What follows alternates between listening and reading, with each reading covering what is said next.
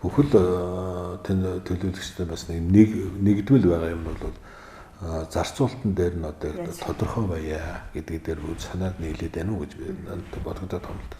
Тэр нь ил байх юм бол хүмүүс одоо нөгөө тэрийг төлөхөд урамтай байдсан шүү дээ. Гэрээгээ тэгэхээр зэрэг одоо 16 оны төсөв төлгөө ингээд 11 12 сард хэлсэн шүү дээ. Тэгээд тэрэн дээр бол тодорхой хэмжээний татвар төлөвлөх байх л да. Энийг төлөвлөлтөд тэжнээ төгрөг орно гэдэг төлөвлөлт.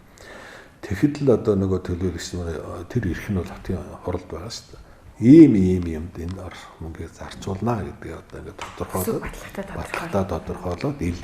Тэгээ нөгөө нийслэлийн төсвийг чинь одоо ирэг дээр хилцүүлдэг уламжлалтай шүү дээ. Тэгээ хилцүүлээ тэгээ зарнаа л гэж. Үндсэндээ аль салбараас ямар чиглэлээс одоо хаана байрлаж байгаагаас хамаарат татвар одоо ийм татвар орсон байна гэдгийг одоо төсөв яригдах болгон дээр яриад тэгээд яаж зарцуулах гэдгийг батлаад тий яг хөө ерөнхийдөө бол нөгөө журам аргачлал батлагдсан учраас татврын алба бол хотын төсөвд бол төвдрүүлэх одоо тусгай данс тийм үү хотын албан татврын данс гэсэн дансанд нь төлөвлөлт үүрэгтэй.